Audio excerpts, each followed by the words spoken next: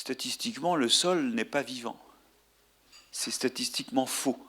Il est fait de matière organique morte, des restes d'animaux et de végétaux, il est fait de morceaux de pierre qui viennent du sous-sol, et comme tout ça est un peu poreux, il y a des gaz de l'atmosphère et des liquides lorsqu'il pleut qui pénètrent dedans.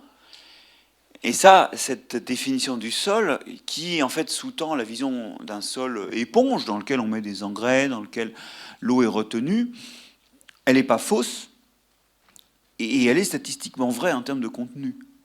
Le sol, c'est surtout de l'inerte. Et ça a débouché sur des pratiques agricoles qui consistent à mettre des engrais dans ce sol ou à mettre de l'eau dans ce sol. Et d'ailleurs, ces pratiques-là font que les famines ou les disettes qui revenaient tous les 5 ou 10 ans en Europe sont finies. Oui, il y a des pratiques que nous allons dénoncer d'une certaine façon, comme celle de l'apport d'engrais minéraux ou de pesticides, qui avaient comme cahier des charges de réduire le problème de la quantité et qui l'ont réduit. On sait aujourd'hui que ça pose des problèmes de durabilité et de qualité parce qu'en fait le sol est vivant, et je vais y venir, mais au moment où on prend cette décision, on la prend dans l'état des connaissances, et l'état des connaissances, c'est que le sol, c'est un tas de merde, des déchets avec des bouts de pierre et des trous dedans. Et c'est ça, en fait, qui fait qu'à ce moment-là, on décide d'y mettre des engrais, et puis aussi, pour que les plantes poussent bien, on met des pesticides, et donc on n'a plus faim. Et maintenant qu'on n'a plus faim, c'est pas ça qu'on mange. Pas très bien, et on a envie d'aller plus loin.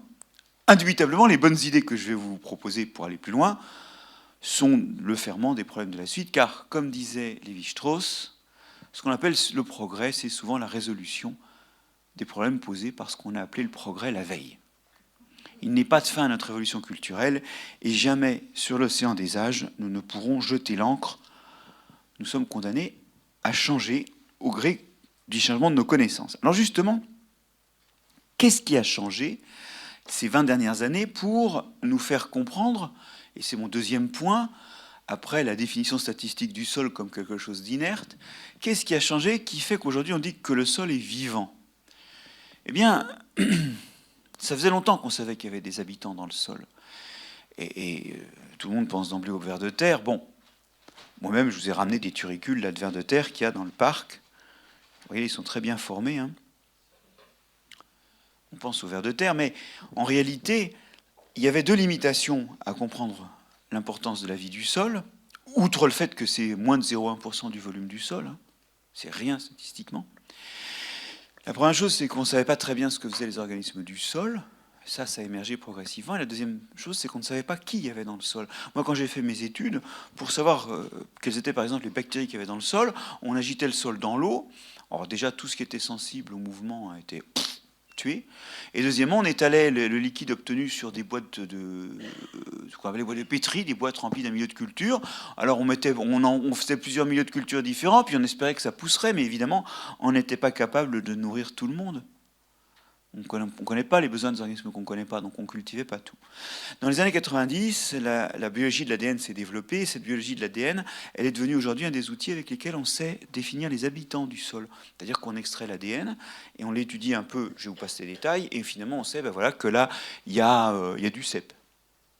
Là, il y a un truc qui ressemble à de la morille, mais c'est une espèce de morille pas connue. Puis là, il y a un autre truc, un groupe complètement inconnu d'organismes. On a découvert des tas de nouveaux groupes d'organismes qu'on ne connaît pas du tout, mais qui n'est pas très très loin évolutivement de la bactérie de la peste. Mais qui n'a rien à voir avec la bactérie de la peste, mais c'est proche de la bactérie de la peste, voilà.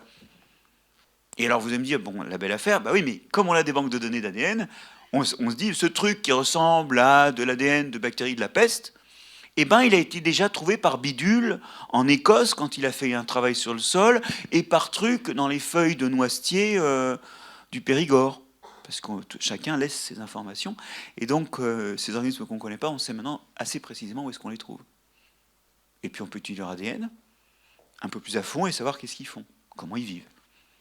Parce qu'on voit leur capacité génétique. Alors ça, c'est très important, hein, parce que ce que je suis en train de vous dire, c'est qu'avec la biologie de l'ADN, le paysage a changé. On s'est aperçu qu'on ne savait pas cultiver plus de 99% des microbes, champignons, bactéries du sol. On a découvert l'extraordinaire importance des amibes des organismes avec une cellule qui se déforme et qui bouge dans le sol, et dont les déformations leur permettent d'englober des proies. Vous connaissez sans doute les grandes amibes, celles qui sont extraordinairement grandes et donc on voit à l'œil nu, sous le nom de blobs. Bon. Bah, en fait, le blob est l'exception d'une règle qui est que quand vous avez dans la main un petit morceau de sol, c'est des centaines d'espèces d'amibes qui habitent là-dedans. Mais beaucoup plus petites et donc pas visibles. Bien.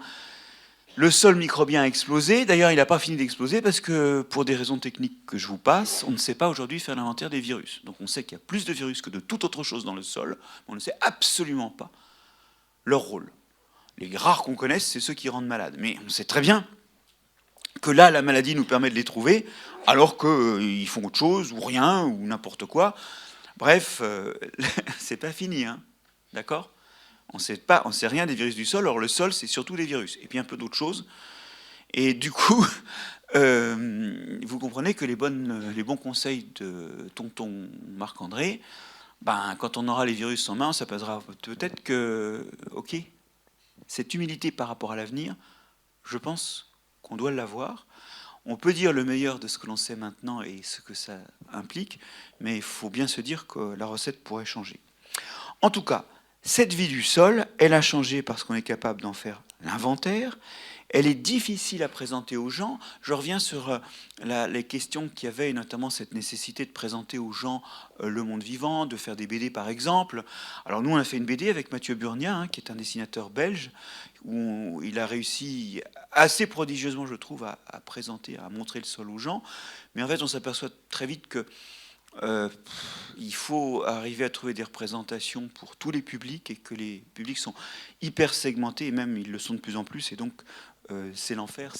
Je dirais que par rapport à ce qui a été dit tout à l'heure, faire une BD, c'est peut-être pas l'alpha et l'oméga, c'est une des solutions, mais bon, en plus, il y en a beaucoup. En tout cas, c'est difficile à représenter aux gens, mais en tout cas, ça change notre vision du sol comme étant un sol vivant. Alors, cela dit, le mot de sol vivant, il me gratte quand même, philosophiquement, hein. J'ai un peu l'impression de courir avec des sabots de bois et la paille qui dépasse des sabots quand je dis que le sol est vivant, parce que la vie, c'est le propre des organismes.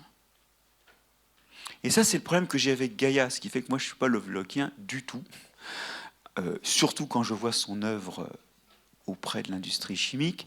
Et même si j'ai, quant à la symbiose, une admiration sans borne pour Léon Margulis, je pense que cette histoire de Gaïa, elle est à la fois riche parce qu'elle montre que le vivant construit le monde, et vous allez voir dans 2 secondes, le vivant va construire le sol. Donc moi, je m'inscris dans cette logique où effectivement, il n'y a pas de monde aujourd'hui sur Terre, il n'y a rien sur Terre sans vivant derrière. Ok. D'un autre côté, une somme d'organismes n'est pas vivante.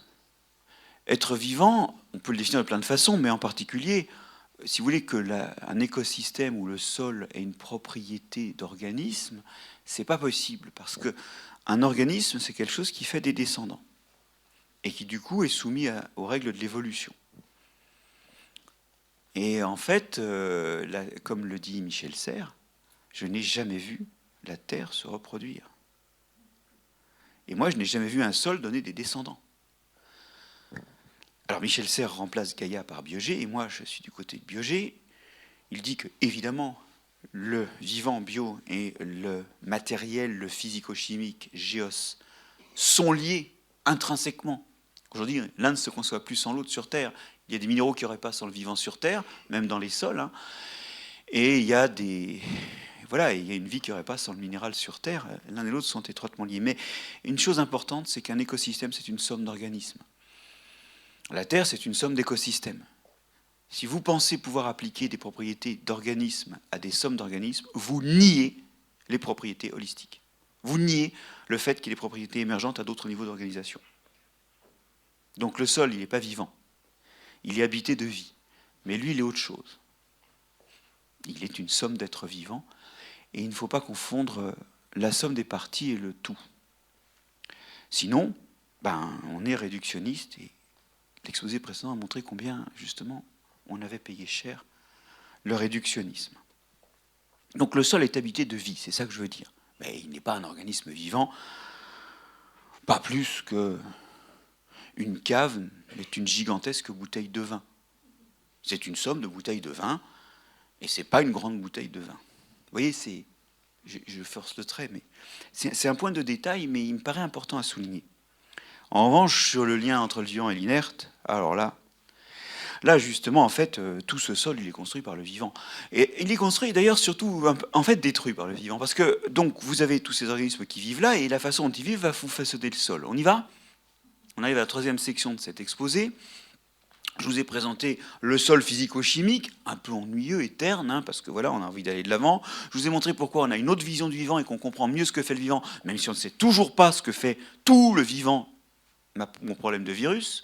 Maintenant, je passe à ma troisième section, c'est en fait la diversité fonctionnelle. Et je vais vous dire, la biodiversité, on s'en fout de la liste des espèces. Bon, alors, je vous la fais rapido. Hein. Dans un gramme de sol, c'est-à-dire beaucoup moins que ça, vous avez 1000 espèces de bactéries, plusieurs milliers même d'espèces de bactéries, un bon millier d'espèces de champignons, 100 espèces d'amibes. Pour les virus, on ne compte pas, mais je pense que vous pouvez multiplier tout le reste par 4-5, parce que chacun a ses emmerdes. Hein. Donc chacun traîne 4-5 espèces de virus.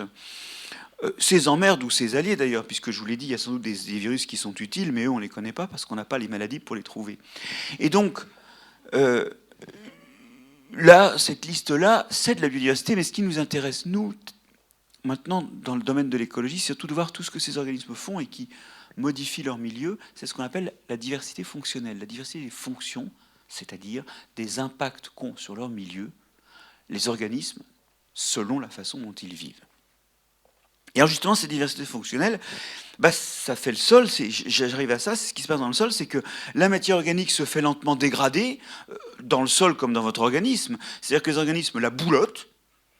Alors ça prend du temps, hein. Le temps de vie de la matière organique dans le sol, ça prend plusieurs dizaines d'années à plusieurs centaines d'années, ça dépend quelles molécules, mais les molécules finissent par être mangées par des organismes du sol. En fait, c'est surtout des microbes, et quand ils mangent comme vous, hein. Vous mangez pourquoi ? J'espère que vous vous êtes posé la question, hein, parce que c'est quand même plusieurs centaines de grammes par jour qui y passent. Est-ce que vous savez pourquoi vous mangez ? Vu l'âge des gens qui sont dans la salle, hein, c'est pas pour grandir. Enfin si, pour grandir des cheveux ou des ongles ou remplacer la peau qui s'en va, vous y êtes ?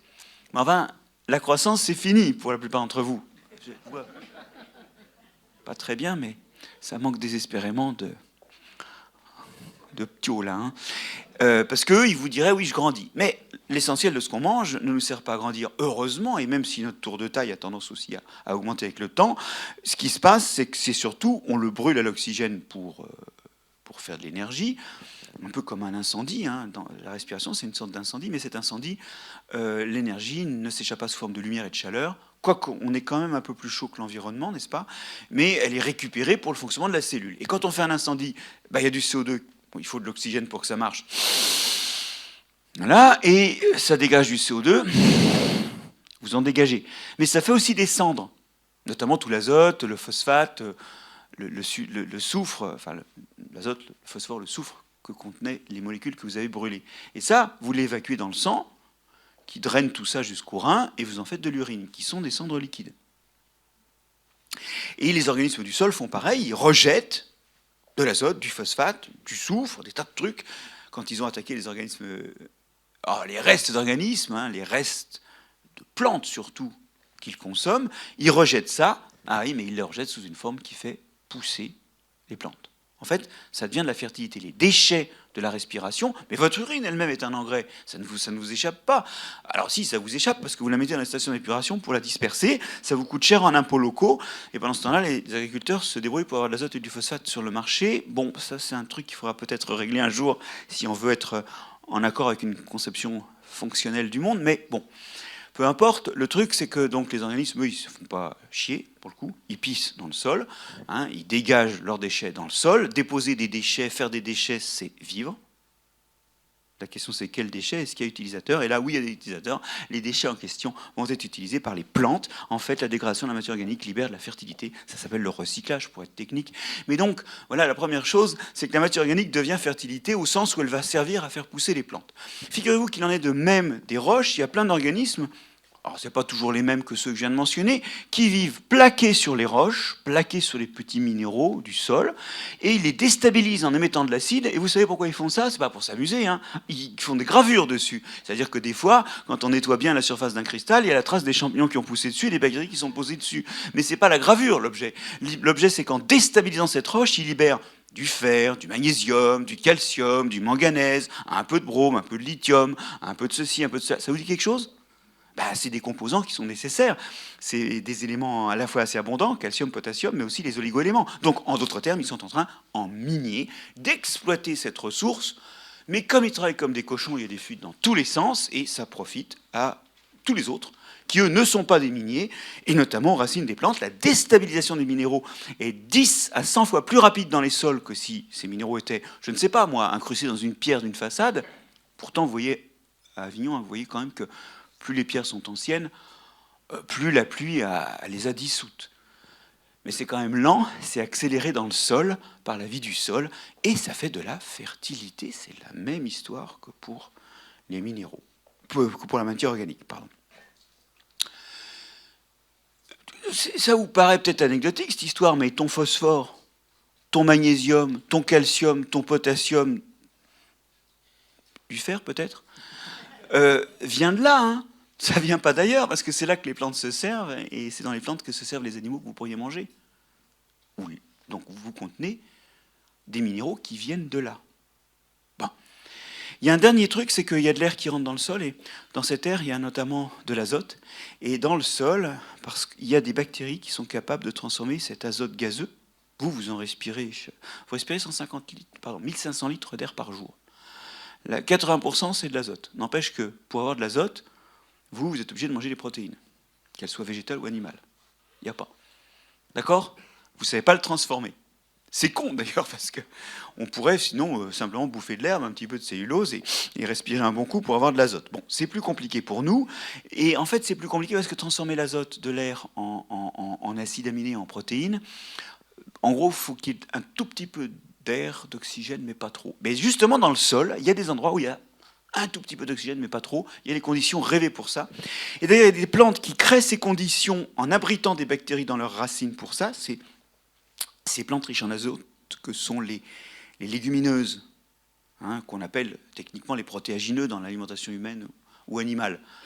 En fait, les trèfles, les luzernes pour les animaux, les haricots, le soja, les lentilles pour nous, hébergent dans leurs racines des bactéries qui sont nourries en sucre venu de la photosynthèse et qui convertissent l'azote de l'air rentré dans le sol en acides aminés, en protéines, dont une partie repart dans la plante. Et c'est pour ça que ces plantes sont très riches en protéines. Bon. Bref, là encore, j'ai un gaz qui rentre et paf, il se fait piéger et il devient fertilité parce que quand finalement ces bactéries ou les fameux protéagineux, hein, les plantes de la famille des légumineuses meurent, ça se décompose en donnant du nitrate, de l'ammonium. Ça y est, le chemin est un petit peu long, mais de nouveau un gaz est devenu fertilité. Bref, ça c'est les fonctions de fertilité. Maintenant, le problème c'est que quand vous avez fait ça, il va vous manquer un truc. C'est bien de dire qu'il y a de l'eau qui rentre dans le sol et des gaz qui rentrent dans le sol, mais pourquoi il y a des trous? Il devrait être rebouché depuis longtemps, il devrait s'être écroulé depuis longtemps. Et deuxièmement, c'est bien de dire que vous faites de la fertilité, mais comme il pleut et que l'eau passe dans le sol incessamment vers le bas, le haut du sol, et très rapidement tout le sol va devenir l'équivalent d'un sachet de thé qui aurait été trempé une trentaine de fois dans de l'eau chaude, il n'y a plus rien. Donc il faut aussi remonter. Et en fait, ce sont ceux qui remontent qui font les trous. Alors, je sais que vous avez envie qu'on parle de vers de terre, donc on va en parler un peu. Les vers de terre, effectivement, ils font caca en surface, et il n'est que d'aller dans le jardin pour s'apercevoir qu'ils ont fait caca en surface, et que d'ailleurs, en dessous du caca, on a des petits bouts de plantes qui étaient tombées, qui se retrouvent enfouis par le dépôt du caca. Alors, on parle bien sûr pas de caca en science. On parle de touricules, parce que, paraît-il, ça rappelle des petites tours. En réalité, ces tours se sont quand même un peu effondrées. Donc, la première chose, effectivement, c'est qu'on a ces organismes, les animaux, qui vont manger en profondeur et qui reviennent faire caca en surface. Et les rois du caca en surface, c'est quand même les vers de terre. D'ailleurs, ça structure le sol. Et en fait, les sols à vers de terre, c'est du caca entassé. D'autant plus que dans le caca, il y a l'alimentation du lendemain. Oui, 2 secondes sur les vers de terre. Hein. Les vers de terre, ils mangent de la matière organique, mais Souvent, en fait, on ne réalise pas qu'on vit dans un monde de microbes et que, de fait, les organismes que vous voyez, ils sont appuyés sur des microbes. Que digère le ver de terre sur les petits morceaux de feuilles qu'il mange? Ben, il digère surtout des bactéries et des champignons. C'est ça qui est le plus digeste pour lui. Et s'il ingère ces trucs-là, c'est que c'est bourré de bactéries et de champignons qui sont en train de manger cette matière organique. Donc, il est obligé de broyer ça. Et si on écrase bien entre ses doigts le turicule, on s'aperçoit qu'il y a des petits grains en fin d'écrasement, parce que le ver de terre, pour bien broyer tout ça, il mange du sable. Mais il ne va pas tout digérer, c'est pour ça que le caca est un peu noir, c'est qu'il reste de la matière organique, ce qu'il n'a pas digéré. Et puis, il y a les petits grains de sable qui lui servent dans un gésier, car il a un petit gésier, à bien broyer tout. Et quand on broie des déchets végétaux, on relâche toutes les toxines des végétaux. Vous savez que les végétaux sont pleins de terpènes, de tanins, d'alcaloïdes, enfin, ils se défendent en accumulant des toxines, et les végétaux morts en contiennent aussi. Quand on les broie, on libère tout ça. Les vers de terre, pour ne pas être intoxiqués parce qu'ils relâchent, ils ouvrent vraiment une boîte de Pandore, eh bien, ils mangent de l'argile. Du coup, l'argile, en fait, va retenir les toxines et les empêcher de rentrer dans le ver de terre. Le bilan, c'est que ça, quand c'est frais, c'est tout mou parce que c'est plein d'argile. Ce qui couvre la main quand on l'écrase, là, eh ben, c'est de l'argile, en fait. Et donc, ce caca est un mélange, et tout le sol est un mélange, et comme en plus ce caca contient de la matière organique broyée, les microbes vont se précipiter dessus parce que c'est plus accessible, ils vont proliférer, et le caca de 8 jours de ver de terre, c'est aussi un aliment de ver de terre, parce qu'il y a du sable, de l'argile, et des bactéries qui ont proliféré sur la matière organique. Donc en fait, souvent, ils se contentent de manger de vieilles crottes. Et tout ça, donc, va brasser la matière organique, mais aussi, ça va faire des trous, les trous du ver de terre, qui sont des axes de pénétration pour l'eau. Alors ces trous-là sont des trous très importants pour que l'eau rentre dans le sol, mais c'est des très gros trous et l'eau coule dedans, et donc ça ne retient pas l'eau. Non, ce qui va retenir l'eau, c'est les trous de choses plus petites. Mes amibes, des petites bactéries qui se déplacent, des animaux plus petits, qui eux font des trous qui retiennent l'eau par capillarité. Les gros trous, c'est bien parce que c'est les trous qui, quand il a plu, ils contiennent l'air. Les petits trous, c'est ceux qui, quand il a plu, ils retiennent l'eau. La vie du sol fait donc le brassage et les trous. N'oubliez pas dans le brassage et les trous, les plantes. Les plantes, elles enfoncent leurs racines qui meurent dans le sol. 80% de petites racines meurent dans l'année. Toutes les petites racines ne deviennent pas grandes. En laissant de la matière organique enfouie, et elles remontent des sels minéraux qui retombent avec les feuilles mortes.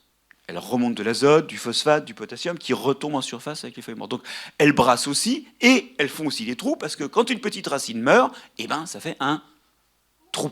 Ce qui fait que la vie du sol fait des trous de la vie à la mort. En vivant, ça fait des trous, notamment les organismes qui se déplacent, et en mourant, ça fait des trous parce que l'organisme, quand il meurt, ça s'affaisse en laissant un trou. Et c'est un trou qui est bien parce qu'il est un peu collé par la matière organique, qui est un peu poisseuse. Donc ça colle un petit peu les parois du trou et le trou s'effondre moins bien. Bon, donc vous voyez qu'une des fonctions du vivant, c'est de touiller le sol et de s'opposer à l'entraînement gravitaire de l'eau qui passe, tout en faisant des trous dans lesquels il va entrer de l'eau et de l'air. Voilà donc le sol construit et le sol fonctionnel. Vous pouvez l'appeler un sol vivant si vous voulez par réduction réduction verbale, mais le fait est là. Ce qu'on appelle le sol, c'est quelque chose qui est complètement structuré par la vie, et ça a beau être 0,1% du volume du sol, c'est tout le sol qui est fait par ça. Mais pas que le sol. J'aimerais maintenant qu'on s'extrait du sol, qu'on vienne sur Terre et qu'on réalise à quel point ça fait plein d'autres choses. Ça fait l'alimentation des animaux et des plantes qui sont soi-disant en surface. Bon, la plante, elle est quand même un tiers sous terre, mais ça fait l'alimentation, et je jouais tout à l'heure à vous désigner un par un en vous montrant d'où viennent vos éléments, mais vous comprenez que ça nourrit notamment l'humanité. Il n'est pas faux de dire que c'est le placenta de l'humanité, parce que même l'eau, on va y venir, vient de là. C'est le placenta de l'humanité, mais et c'est vraiment le placenta, parce que qui ici a vu son placenta? Alors, j'essaie de vous regarder malgré les spots. Eh bien voilà, personne ne l'a vu, et personne, effectivement, à propos des sols, réalise à quel point il est intimement lié au sol. Il ne le réalise tellement pas que vous laissez des gens mettre des pesticides dans les sols, et du coup, voilà, la moitié de cette salle est contaminée par du lindane, interdit en 1998, mais il y a des rémanences, n'est-ce pas? Le problème, c'est que les saloperies qu'on fout dans le sol, on les prend dans la gueule. Enfin non, pas dans la gueule, on le prend dans le sang, dans les tissus, dans le cancer que l'on développe éventuellement, ou dans les maladies débilitantes des reins ou du foie qu'on développe ensuite. On ne met pas n'importe quoi dans son placenta. Mais comme on ne voit pas le sol comme un placenta, on accepte d'y mettre n'importe quoi. Cette première grande fonction nutritive, elle est glorieuse et elle est défigurée par la tolérance qu'on a à des pratiques qui sont pas normales dans un placenta. Alors je sais que la gestion du placenta, ça ne vous a occupé que 9 mois de votre vie, mais ce n'est pas une raison pour oublier les bonnes habitudes. La deuxième chose, c'est que ce sol, il est capable de gérer la quantité et la qualité de l'eau. Car l'eau tombe sur le sol et elle est retenue par ses pores. Ensuite, elle finit par trouver la sortie. Elle la trouve de deux façons. Soit elle est aspirée par les feuilles des plantes où l'eau s'évapore via les tiges. C'est la sève qui monte, ça. Et quand même, il y a 60 à 80% de l'eau qui pleut, qui repart par évaporation. Tant mieux, elle va pleuvoir plus loin. Et le reste va alimenter des nappes phréatiques et des rivières, et faire que les rivières n'ont pas débordé quand il pleuvait, sauf si on artificialise trop, ou sauf s'il pleut vraiment trop, bien sûr. Hein. Bon. Ces trous, disais-je, ont pris l'eau qui tombait et ont empêché les rivières de déborder alors qu'il pleuvait, la plupart du temps. Bon, ici, on s'approche de la zone méditerranéenne, donc je conçois tout à fait qu'il y a des moments de l'année où le sol a du mal à faire ce boulot. Mais enfin, si on a bétonné la ville et ses alentours, il le fait encore moins.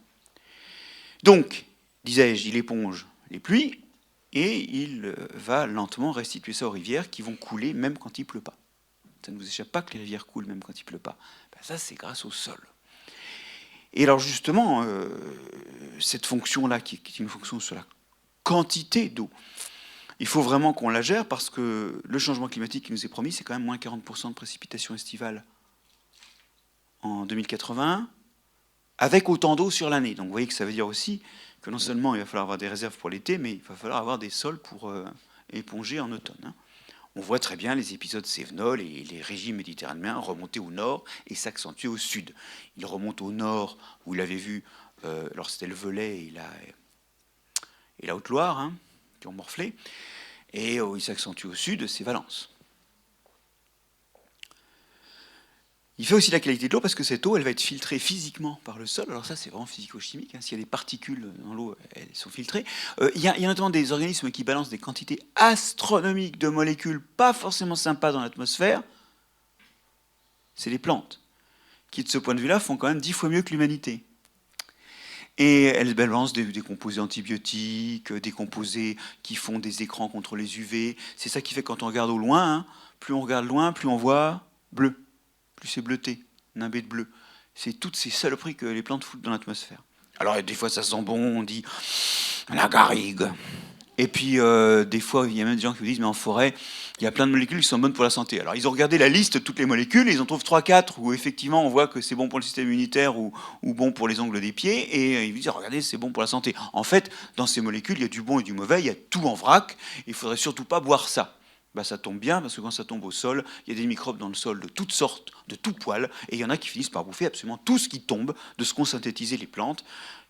C'est des terpènes surtout, et le terpène en moyenne, c'est pas bon pour la santé. Ben, c'est très bien parce que c'est filtré par le sol. Bon, après, les filtres sont des filtres. Quand ils sont encrassés, ils sont encrassés. Et quand vous mettez beaucoup de saloperies dedans, ben, ils finissent par effectivement laisser passer de la saloperie. Mais ils font encore leur boulot. On compte que dans les pesticides qui tombent au sol, vous en avez 82% qui sont butés dans l'année par des microbes. Alors c'est un chiffre moyen parce que ça dépend quelle espèce, hein, quelle chimique, mais c'est la valeur moyenne sur des études qui ont été publiées en Nature il y a 6 mois et qui touchent à peu près le tiers de la surface agricole mondiale. C'est des compilations de chiffres qui montrent ça. 7% resteront dans le sol sous forme de pesticides ou de résidus de pesticides et 10% vont passer dans les rivières. Alors là, comme c'est dilué, c'est le foutoir. Parce que la probabilité maintenant qu'elle rencontre un microbe qui va les manger est moindre puisque tout est dilué dans l'eau. Ce qui n'est pas le cas dans le sol. Ok ? Et donc là, par contre, le temps de persistance va être plus long. vous rendez compte de ça? On est quand même emmerdé, effectivement, le filtre est encrassé, mais il fait quand même un travail redoutable, hein. Donc, ça fait la quantité et la qualité de l'eau, ça fait la disponibilité en eau, et ça fait, éventuellement, si on gère bien les sols, la qualité de l'eau. Et puis, ça fait le climat. Alors, je ne vais pas être très long là-dessus, mais le sol a toujours contribué à relarguer des gaz à effet de serre. Il a été un des artisans du climat terrestre. Le sol respire, il émet du CO2. Dans des conditions où il n'y a pas trop d'eau, le sol respire à l'abri de l'air. Alors, ça vous paraît bizarre de respirer sans air, hein, mais il y a des bactéries qui font ça très bien, et c'est des bactéries que vous connaissez très bien. Il y a des bactéries notamment qui utilisent le CO2 à la place de l'oxygène. Bizarre, hein? Elles utilisent le produit de votre respiration comme au contraire un des carburants, ou plus exactement un comburant. Bon. Ces bactéries, vous les connaissez parce que c'est celles qu'il y a dans les méthaniseurs, où on entasse de la matière organique à l'abri de l'air. Elles prennent la matière organique, elles la respirent avec du CO2 et elles produisent du méthane. Et le méthane est un gaz à effet de serre 50 fois plus efficace que le CO2 en termes de réchauffement, sur sa durée de vie moyenne. Bon. Tout ça, ça veut dire que le sol contribue à chauffer la Terre, et tant mieux, parce que sinon, il ferait moins 50 degrés sur Terre. Et ce ne serait pas vraiment une Terre vivable pour nous. Le problème, c'est que nous, on a forcé ça. On a forcé ça parce que quand on laboure, on aère le sol. Bon, c'est des trous très grossiers qui se rebouchent, donc tous les ans, il faut labourer. Mais le temps où ils sont ouverts, là, ça respire à fond, et les sols rejettent du CO2. On compte que l'humanité a rejeté le tiers du CO2 que l'humanité a rejeté dans l'atmosphère, c'est à cause du labour. Sur 10 000 ans. Au début, ça a stabilisé le climat, qui était appelé à se refroidir et qui ne s'est pas refroidi. Vous savez qu'on est, depuis 2 millions d'années, dans des cycles de glaciation. Le climat se refroidit, puis se réchauffe, se refroidit, c'est un déterminisme astronomique, et il devrait faire beaucoup plus froid. Ben, ça tombe bien, pendant 8-10 000 ans, on a juste... Alors on a aussi irrigué, d'ailleurs, quand on a commencé la riziculture inondée il y a 5 000 ans. Le labour, on le commence il y a 10 000 ans, mais ça commence à être significatif il y a 8 000 ans. La production de CO2 par le labour et la production de méthane par l'irrigation par l'homme va stabiliser le climat. C'est l'hypothèse Rudiman, pour donner le nom du climatologue qui l'a déterminé. Dans la dernière ligne droite, avec les combustibles fossiles, là on commence à émettre les 2/3 en 200 ans, et là on commence à avoir une perturbation climatique sensible. Si vous lisez Rudiman, il a écrit son livre en 2003, et lui, La charrue, la peste et le climat, hein, c'est le nom en français, et lui, à l'époque où il écrit son livre, il dit « L'humanité a émis la moitié du CO2 à cause du labour ». Ben oui, parce que depuis, on en a émis la moitié du total de ce qu'on avait émis avant. Ça s'accélère, hein. Et en 2023, ça n'a pas pris le rythme de se décélérer. Donc, le sol réchauffe, et nous, la façon dont on le gère, réchauffe encore plus. Pas de chance. Alors qu'en fait, le sol devrait nous permettre de ne pas réchauffer. Suivez mon raisonnement. Je vous ai dit que la matière organique dans le sol, elle contient du carbone, n'est-ce pas? Et ce carbone, il vient de la photosynthèse. Même si maintenant, il vient de l'atmosphère, il vient du CO2. Il est dans un reste de feuilles de laitue, il est dans un reste de feuilles de chêne, il est dans un reste de vers de terre, il est dans un reste de hérisson. Mais c'est du carbone qui vient de l'atmosphère. Et je vous dis, il met plusieurs dizaines à plusieurs centaines d'années à être mangé et respiré. Ça s'appelle stocker du carbone, ça. Quand on met de la matière organique dans le sol, on stocke du carbone. Ah oui, mais merde, nous, non seulement on augmente la vitesse de respiration des organismes du sol en labourant, mais en plus, maintenant, les engrais, on les amène sous forme minérale. C'est-à-dire du phosphate, du nitrate, de l'ammonium. Vous y êtes? Pas sous forme de matière organique. Et par contre, on récolte. Et d'ailleurs, récoltons, parce que je veux dire, il faut nourrir l'humanité. Donc on emmène la matière organique des parties aériennes des plantes, et on ne restitue pas de matière organique. La fertilité arrive maintenant non plus sous forme de matière organique qui va être bouffée par les organismes du sol et qui donnera la fertilité, mais directement sous forme de bonnes molécules mangeables. Alors ça, c'est diabolique, parce que ça veut dire que nos sols stockent plus d'azote, de matière organique, ils en perdent même. Ils ont perdu en fait 50% de leur matière organique depuis les années 50, et donc comme ils n'ont plus de matière organique, ils perdent leur cohésion, ils s'érodent plus. Ils stockent plus de matière organique, donc ils remplissent plus leur fonction de stocker des choses dans le sol pour que ce ne soit pas dans le CO2, donc ils remplissent plus leur fonction climatique. Et puis en plus, la matière organique, ça stabilise les trous et puis ça retient l'eau par soi-même. C'est un des facteurs majeurs de la capacité des sols à retenir l'eau. Donc ils retiennent moins l'eau. Vous y êtes? On a moins de matière organique parce qu'elle se elle est plus vite respirée et on n'en amène plus. Bilan, on a moins de stabilité, plus d'érosion, on a moins de réserves en eau, c'est dommage parce que nos étés sont plus secs, et on ne stocke pas de carbone alors qu'on cherche désespérément à stocker du carbone. Alors tout le monde veut planter des forêts, mais allez-y, plantez des forêts, mais au moins vos ordures biologiques, les 100 kilos de matière organique qui sortent de vos cuisines chaque année, foutez-les dans le sol. Triez-les quand même avant. Mais foutez-les dans le sol, putain. Vous y êtes, c'est une solution pour le climat. Et puis alors au lieu de laisser les champs bruns en automne, ce qui est dramatique parce que la pluie qui tombe dessus entraîne toute la fertilité, et là, comme vous avez labouré et tué les vers de terre et qu'il n'y a plus de plantes, plus personne s'occupe de remonter ça. Vous perdez tout. Au lieu de les laisser bruns, vous semez des plantes en vrac, des plantes qui abritent des bactéries qui fixent de l'azote, des plantes gourmandes qui vont bouffer tout ce qui traîne dans le sol, le phosphate, le potassium, tout ce que vous voulez, qui vont le monter dans leur... et puis vous les broyez au sol avant de faire les semis suivants. D'accord ? Vous avez même le droit d'utiliser du glyphosate. C'est très toxique, mais votre sol il vivra mieux s'il est couvert en hiver, même si vous utilisez du glyphosate par rapport à un sol nu. C'est chiant, je sais, mais je ne suis pas pour le glyphosate, parce que le glyphosate, c'est toxique pour les vers de terre, c'est toxique pour beaucoup de champignons, mais c'est moins toxique qu'un sol nu, et c'est moins toxique qu'un sol labouré. Donc, les gens qui labourent plus et qui couvrent leur sol, même s'ils utilisent du glyphosate au printemps, tu les fais pas chier. Tu vas dire, ah oui, mais quand même hein, c'est 4% de la surface agricole qui est plus labourée, couverte en permanence, et on met un peu de glyphosate avant de semer la culture suivante. Hein, les gens disent, oh, bah, quand même du glyphosate. Et pendant ça, 86% de la surface, c'est glyphosate et labour et sol nu. Cherchons les bons adversaires et cherchons aussi d'ailleurs demain à ne plus utiliser le glyphosate. Non mais je vois que vous faites gna gna gna gna gna parce que vous mangez bio comme moi. Hein, qui mange bio ici? Ben voilà. Et comment on fait pour désherber en bio en grande surface? Bon, dans un petit maraîchage, hein, on arrache les plantes. Mais quand vous avez 200 hectares en bio de céréales, par exemple, hein, les céréales, ça ne se fait pas sur 10 mètres carrés. Comment on fait pour désherber sans herbicide? Eh bien, on laboure. On laboure. Quelqu'un dit non. J'aimerais que ce quelqu'un regarde les chiffres. Hein, parce que la surface en bio, elle est bien sûr labourée dès que l'exploitation est importante. On ne peut pas faire de paillage sur des grandes surfaces. C'est pas possible. On peut pailler sur des petites surfaces.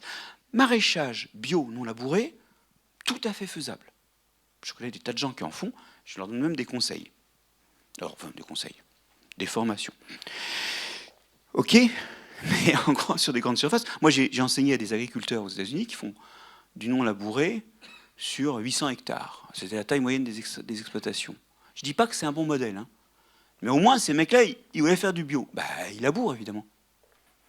Et ça, c'est pas bon. Parce que dans les sols bio, ils se portent mieux que des sols en conventionnel, c'est sûr, mais les stocks de matière organique ne remontent pas beaucoup.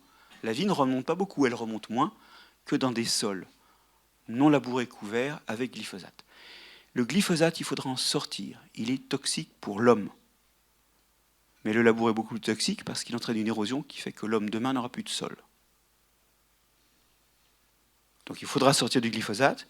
Mais avant de donner des leçons à des gens qui d'eux-mêmes, en fait, dans leur pratique, ont intégré quelque chose qui est plus vertueux, l'absence de labour, la couverture permanente, ça s'appelle l'agriculture de conservation, il faudra leur donner une solution. En attendant, l'ennemi, c'est pas le bio parce qu'il laboure, c'est pas l'agriculture de conservation parce qu'il utilise du glyphosate, c'est ceux qui labourent et utilisent du glyphosate. Ne pas se tromper d'ennemi. Alors je sais que les gens n'aiment pas entendre ça, mais la science, c'est pas juste fait, comme disait Bachelard, hein, c'est pas juste fait pour aller dans le sens du poil. Hein.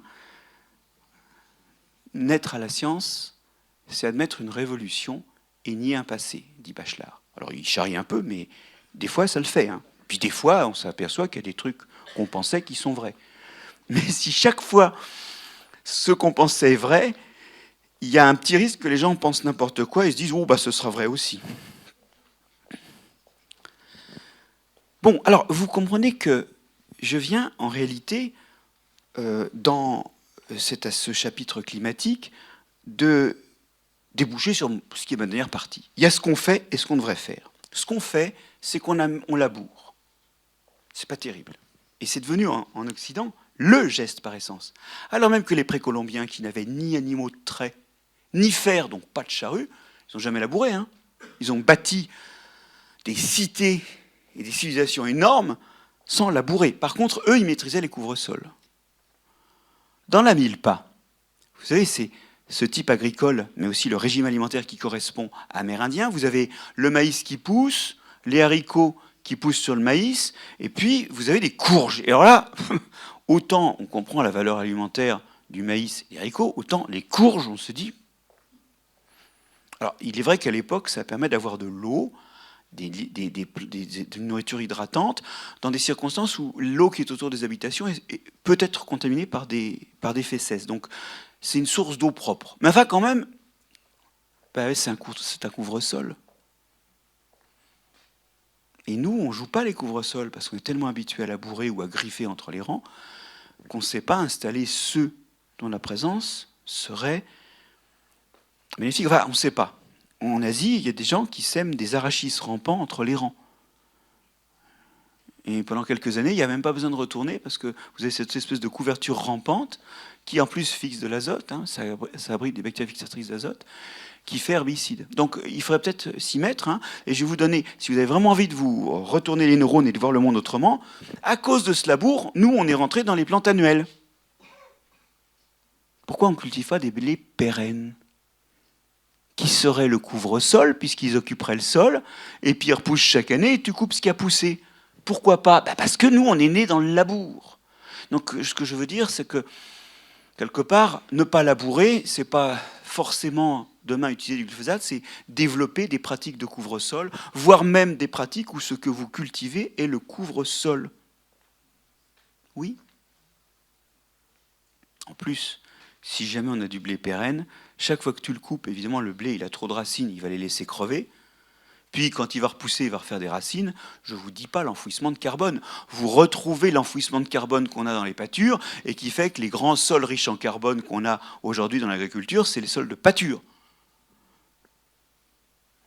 Donc, on ne laboure pas. Alors ça, c'est l'idéal, hein, parce que... Et on ne perturbe pas le sol en général. C'est l'idéal, hein, parce que bon, faire des patates sans perturber le sol, moi, je ne sais pas faire. Mais le Graal, il dit, on ne laboure pas. Les engrais, autant que possible, on les amène sous forme minérale. Donc là aussi, on a besoin d'élevage, et notamment de l'animal qui produit le plus de matière organique chaque année en France. Et en Suisse, j'ai vérifié, parce que j'étais en Suisse pour raconter cette histoire-là hier, c'est pareil en Suisse, c'est pas les vaches, pas les perroquets, non. C'est toi, Laurent, qui a dit perroquet? Non. Les chevaux et les cochons, non. Mais oui, c'est l'homme. Et oui. Vous voyez que notre lien à la nature, il faut le retisser, mais dans ce lien, nous pouvons être une solution. Et alors, je ne vous dis pas, si on va dans le pipi, là, 11 grammes d'azote par jour et par personne, 0,7 grammes de phosphore par personne et par jour, c'est surtout, il faudra non seulement sortir les déchets de cuisine, mais aussi le pipi vers les champs. Comme d'ailleurs ça se faisait avant le tout à l'égout et voilà, avant qu'on mette ça dans les stations d'épuration qui nous coûtent cher et qui polluent l'eau douce. Je laboure pas, j'amène de la matière organique qui va à la fois amener de la fertilité et de la matière organique, puisque vous avez vu que, je le répète encore, ça va être bon pour le climat, bon pour stocker de l'eau, bon pour la cohérence du sol, donc contre l'érosion, et puis bon aussi pour tous les animaux qui en mangent d'ailleurs, et tous les microbes qui en mangent. Donc j'amène un maximum de matière organique comme fertilisant et comme agent structurant, voilà, et bon, je complète éventuellement avec des engrais minéraux s'il faut, mais c'est le complément. Et je couvre en permanence le sol, ça empêchera aussi l'érosion, ça me permettra d'amener la matière organique de ce qui a poussé en permanence, et ça nourrira tout un tas de micro-organismes du sol qui aident les plantes à pousser, et qui normalement, quand le sol est brun en hiver, ben, ils meurent. Donc je couvre en permanence, et quant aux pesticides, c'est une autre histoire, mais elle n'est pas complètement indépendante. Je joue les plantes résistantes aux pesticides au maximum. Juste un bref exemple avant de rendre l'antenne, parce que je pense que là, il va falloir qu'on passe aux questions, mais l'INRAE a développé, par exemple, des cépages de vigne multirésistants qui possèdent plusieurs gènes de résistance à l'oïdium et plusieurs gènes de résistance au mildiou. Ce qui fait que c'est très difficile pour un champignon de l'une ou l'autre des espèces de résister à ça, parce que s'il a la parade, si par mutation, il a la parade à à une des stratégies de résistance de la plante, de toute façon, il meurt parce qu'il n'a pas les autres. Donc c'est des espèces de forteresses imprenables qui réduisent. Bon, j'ai pris la vigne parce que la vigne, c'est très très gourmand en pesticides. Avec le mildiou et l'oïdium, elle s'en prend plein la gueule, surtout des années comme celles qu'on a eues. Et si vous êtes en bio, ça fait plein de cuivre. Le cuivre, c'est moins pire que les pesticides, mais c'est quand même pas bon non plus. Donc la vigne, c'est problématique. Oui, ben, avec ça, vous réduisez, que vous soyez en bio ou en conventionnel, vous réduisez le nombre de passages de 6 à 10 fois. Et plutôt 10 en fait que 6. Mais ça, c'est la fourchette. La moyenne est à 8,5, selon les régions. Au passage, vous passez moins d'essence, moins de temps de travail, 800 à 1000 euros de pesticides en moins à l'hectare. Et comme vous passez moins, vous écrasez moins le sol. Et les capacités du sol à détasser tout seul par sa propre vie finissent par être suffisantes. Vous n'avez plus besoin de labourer. Ou vous avez moins besoin de labourer. Là encore, bon, soyons francs, ça dépend des sols. Donc le matériel végétal et puis aussi rétablir des haies, des choses comme ça qui empêchent la propagation des maladies. Je ne vais pas rentrer là-dedans parce que là on sort du sol, ce n'était pas ma mission.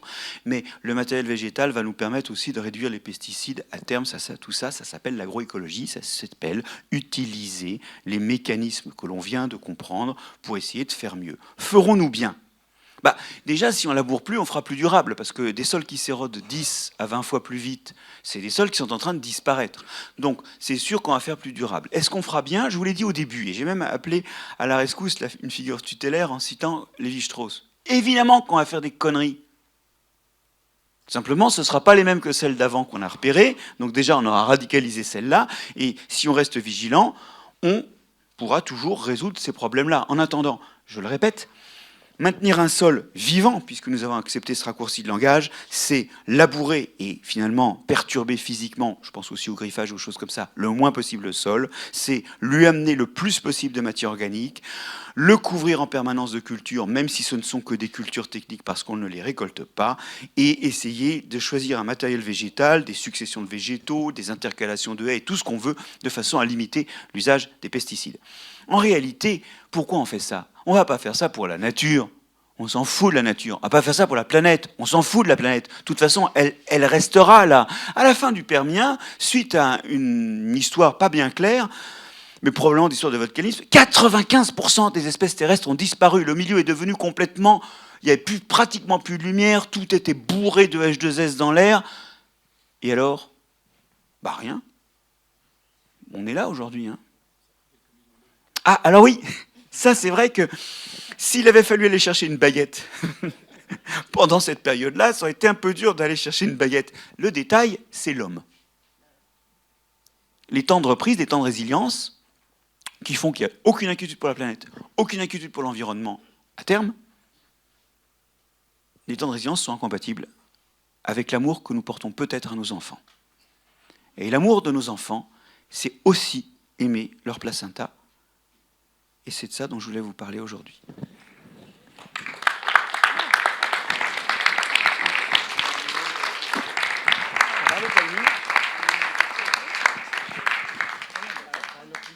Pardon. Oui, pardon. Je ne vais pas te priver de ton micro. Celui-là, on va le mettre.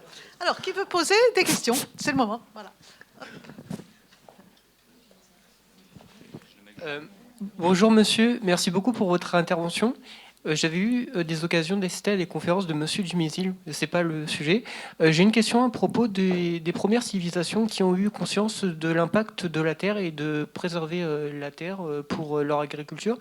Par rapport aux civilisations amérindiennes de l'époque médiévale et de l'époque néolithique, est-ce que vous pensez que les Mayas, le peuple maya, a été le premier à avoir conscience de la protection de la terre, ou si c'est venu avant, en fait, si c'est une vérité ou une contre-vérité de dire que les Mayas sont le peuple civilisateur qui a le plus préservé la terre ?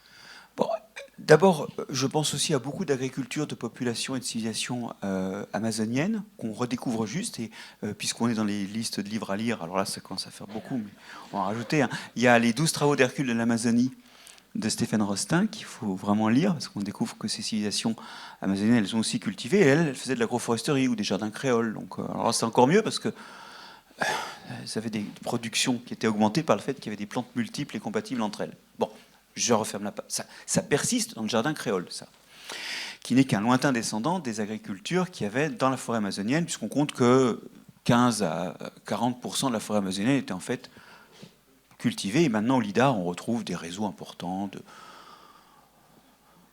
de drainage, d'apport d'eau, de plateformes sacrificielles, de villages, d'étangs probablement gérés pour faire du poisson. Enfin, il y a des tas de travaux avec des techniques radars qui redécouvrent les villes pour ça. Et d'ailleurs, il y a un truc, hein, c'est que les premiers visiteurs de la Guyane étaient frappés par l'existence de routes dans la forêt de Guyane française, hein, où on pouvait passer à 6 chevaux de front.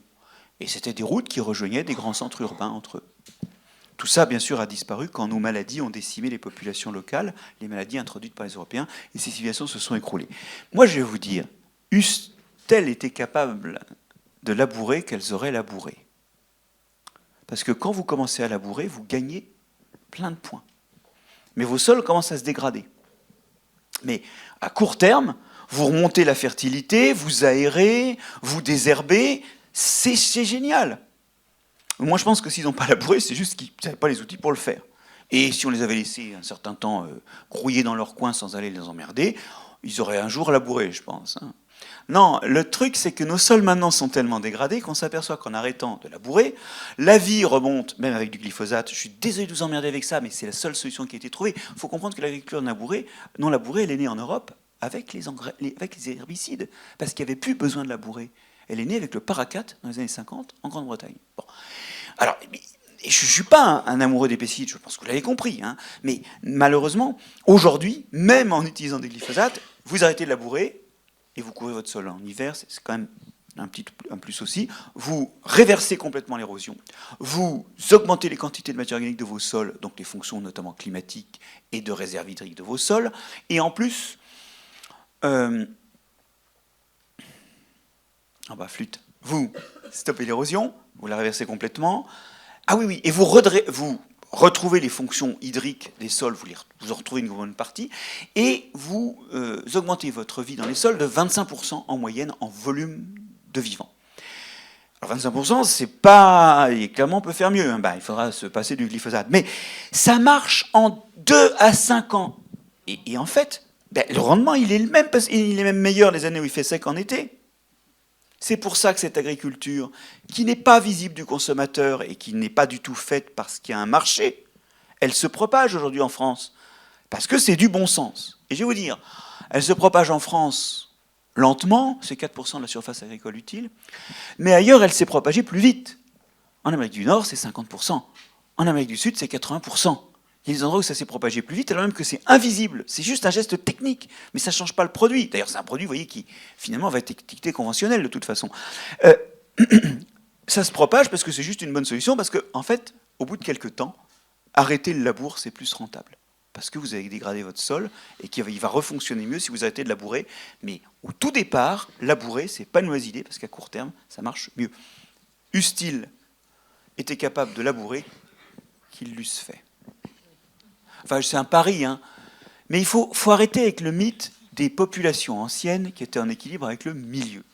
Il suffit de lire Effondrement de Jared Diamond, la pile est en train d'augmenter, hein, pour s'apercevoir que des conneries, il y en a eu de faites dans le passé. Et puis il y a eu des trucs géniaux. Le labour était une connerie, les couvre-sols c'est une bonne idée. Vous voyez, donc le truc c'est qu'il faut faire son marché dans le passé, dans les possibilités de l'avenir, et ne pas revenir chez les Amish. D'ailleurs, revenir chez les Amish, c'est ce que nous opposent toujours ceux qui, au nom du progrès, veulent pas qu'on progresse plus. Non, de toute façon, on ne veut pas resservir les plats. On va reprendre dans les bonnes vieilles recettes ce qui était bien et on va éviter les trucs putrides. Et donc, cette idée que les populations anciennes vivaient en équilibre avec leur milieu, en fait, souvent, il se passe que les moyens technologiques ne permettaient pas vraiment d'habiller le milieu, puis en plus, les conditions sanitaires faisaient que la démographie n'était jamais très élevée.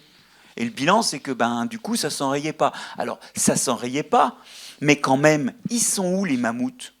Ils sont où les rhinocéros laineux?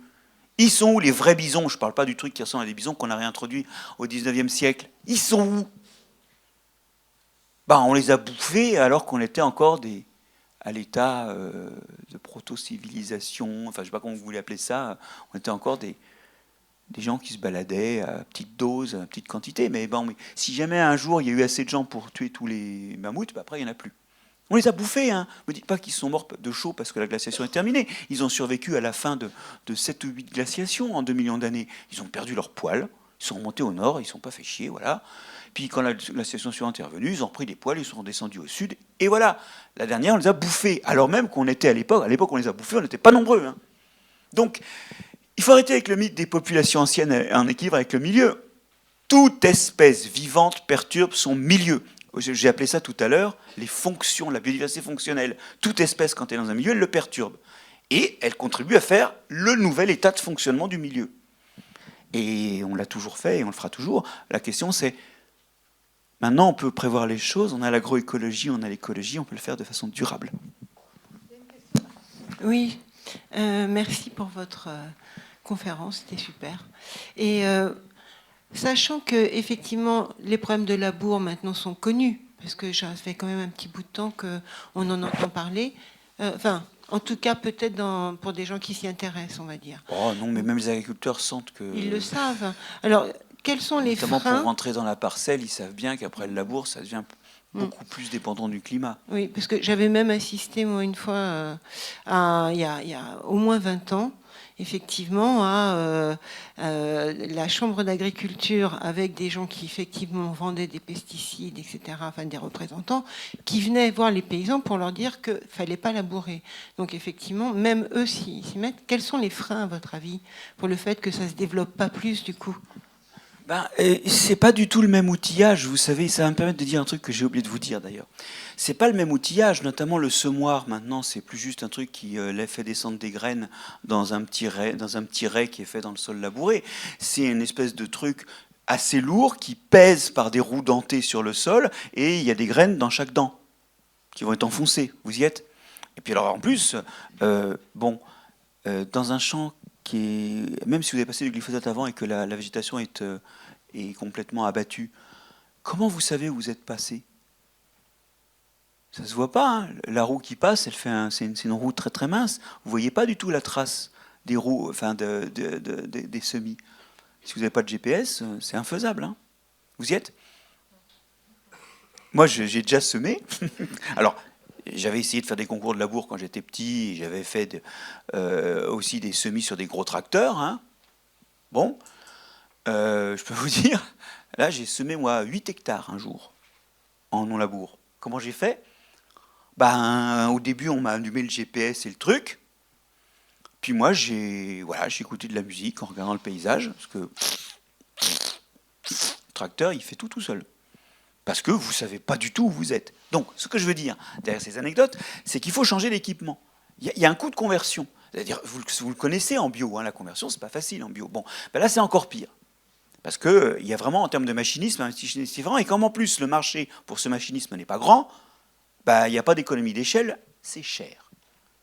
Et on en revient à ça. Alors, malgré ça, il y a des agriculteurs qui le font parce qu'ils voient que ça résout des problèmes techniques. Mais on a un problème, c'est que mon propos n'a pas été un propos contre l'agriculture. Il n'y a pas d'agribashing dans mon propos. Vous n'entendrez jamais taper sur les agriculteurs. Si, ceux qui souillent les préfectures, qui brûlent la mutualité sociale agricole ou qui murent l'OFB, ceux-là, je les encule.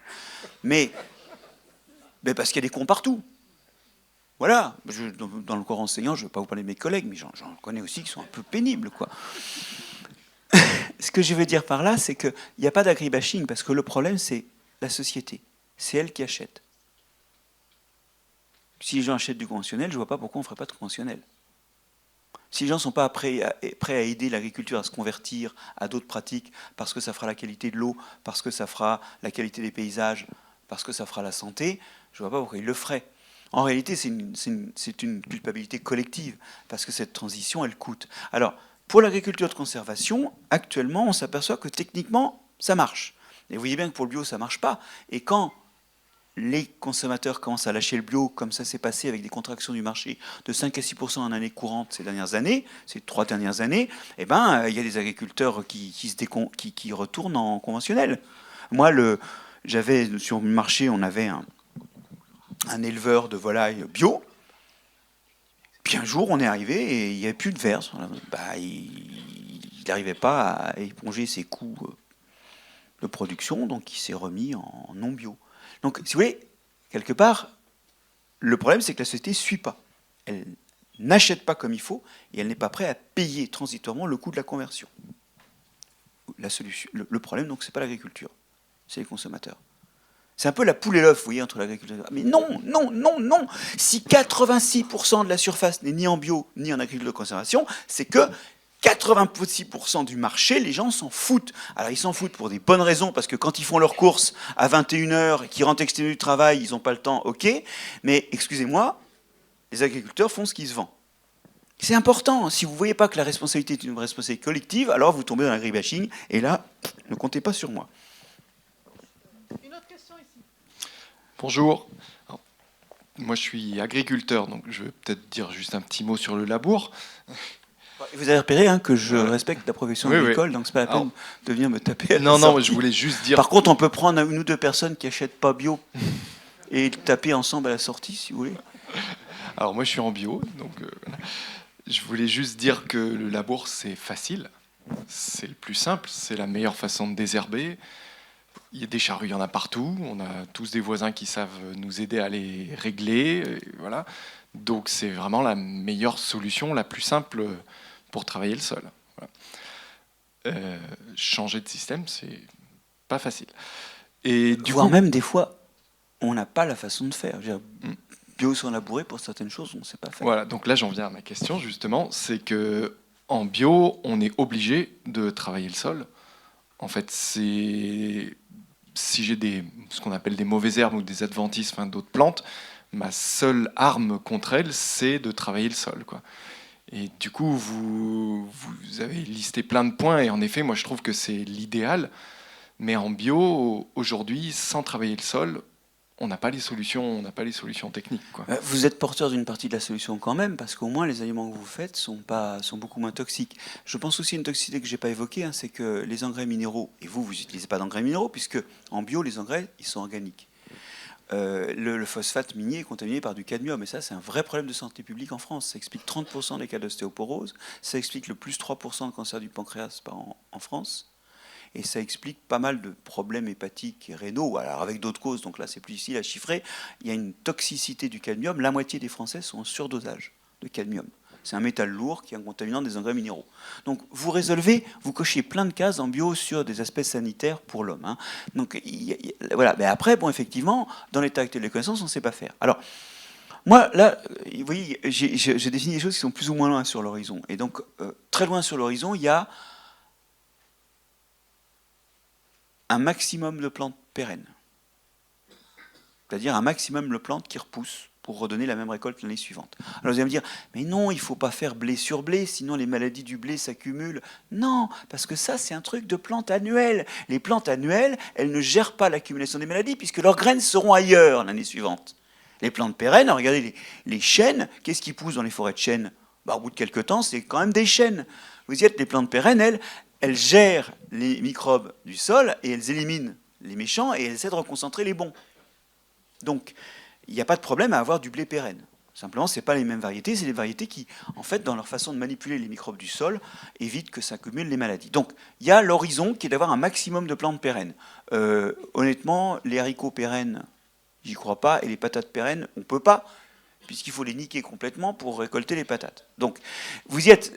Mais il y a déjà cette perspective. La deuxième perspective qui est à plus court terme, c'est des couverts qui en fait, vous choisissez qui est là, et en plus, vous prenez des gens qui montent pas trop haut, et éventuellement fixent l'azote, ou retiennent la fertilité, ou alors détruisent, ont un rôle pour casser les racines, elles peuvent écarter. Ça, les organismes du sol supportent très bien les écartements purs, et donc on aime bien avoir en couvre-sol des choses dont la racine éclate la structure du sol, parce que ça fait des axes de pénétration pour l'eau. Donc on peut avoir des couverts techniques. Maintenant, c'est pas fait ça, d'accord ? Donc continuez à faire ce que vous faites, parce que c'est déjà très bien. Ne prenez pas comme un reproche ce que j'ai dit, mais essayons collectivement d'explorer les alternatives. Évidemment, nous, on part avec des variétés qui ne nous permettent pas, pour l'instant... Alors, je vais vous donner deux exemples encore de désherbage avec le blé. Parce que ma solution n'est pas une solution entière, là, mais c'est une solution partielle. Le blé, premièrement, quand on a sélectionné des blés qui donnaient et des céréales en général qui donnaient un maximum de graines, on a sélectionné des céréales qui ne produisaient plus des acides benzoxazinoïdes par leurs racines. Parce que c'est une production coûteuse, c'est une production désherbante. J'en parle dans mon bouquin sur les tanins, les goûts et les couleurs du monde. C'est une façon de désherber. Mais on s'en foutait puisqu'on désherbait pour elle avec le labour et avec les herbicides. Vous y êtes? Vous voyez la sélection variétale. Hein. Donc ce qu'il faut, c'est peut-être des blés qui produisent un tout petit peu moins, mais qui continuent à produire des acides benzoxazinoïdes qui vont désherber. Deuxième chose, les blés aujourd'hui, quand vous regardez leurs feuilles, elles sont comme ça. Une des raisons, c'est que quand vous allez mettre des herbicides, ça va glisser sur les feuilles et ça va aller niquer ce qu'il y a en dessous, mais surtout pas le blé. Ah oui, mais quand vous plantez du blé maintenant, avec des feuilles décombantes, puisque c'est le nom français de cette forme de feuille, quand vous plantez du blé décombant, il fait de l'ombrage et il est beaucoup moins souillé, comme on dit, beaucoup moins colonisé par des mauvaises herbes.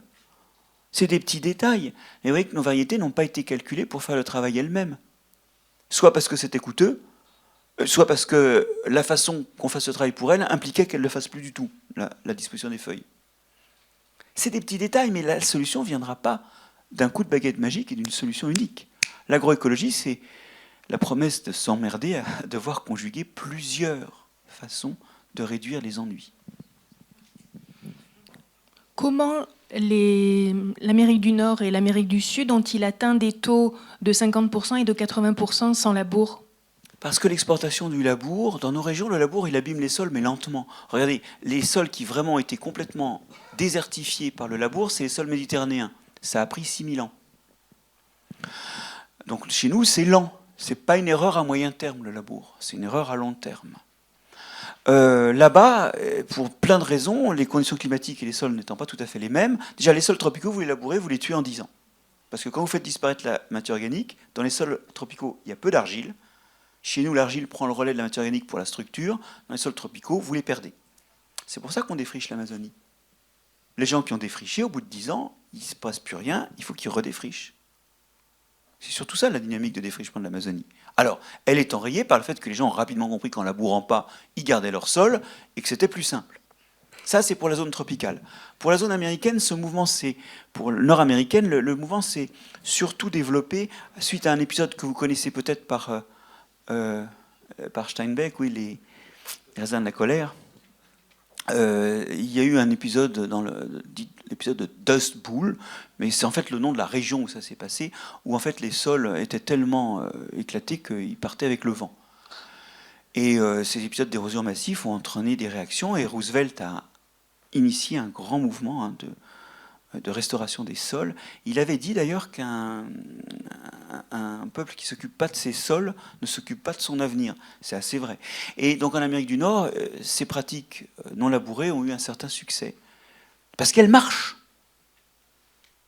Et en plus, là-bas, elles gèrent des problèmes que nous n'avons que marginalement ici.